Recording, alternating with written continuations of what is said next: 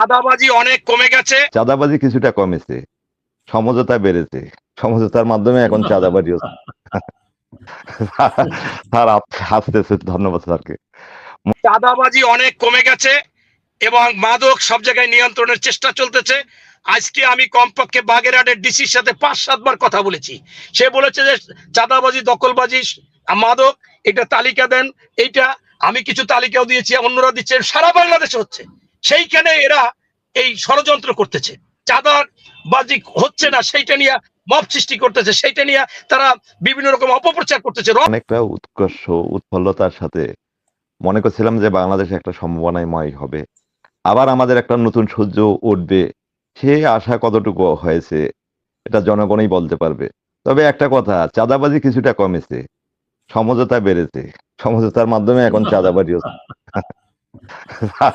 Sir হাসতেছে, ধন্যবাদ স্যারকে। মনির ভাই, আমি আজকে বিএনপির প্রতি আহ্বান জানাবো। একটা দলকে আপনারা কৌশলে নিষিদ্ধ করতে চান, সমস্যা নাই। তবে যারা রাজনীতি কোনো বিশ্লেষকে না, যারা রাজনীতির সাথে জড়িত নাই, এরকম মানুষদের যদি দিয়ে আপনি একটা রাজনৈতিক দলকে নিষিদ্ধ করতে চান, এটা আমাদের জন্য খুবই বেমানান। কাজেই একটা সভ্য জাতি এমন কোনো আশা করে না, যেটা একটা বট বাহিনী বললেন, কারা বট বাহিনী? আমরা যদি বট বাহিনী হই, এতগুলান ভোট কারা দিল? সবাই বট বাহিনী? ভোটের পার্সেন্টেজ একটু হিসাব করেন। কাজেই মনির ভাইয়ের মাধ্যমে আহ্বান জানাবো, যদি একান্ত জামাতি ইসলামকে আপনারা নিষিদ্ধ করতে চান, আপনারা সরাসরি বলেন।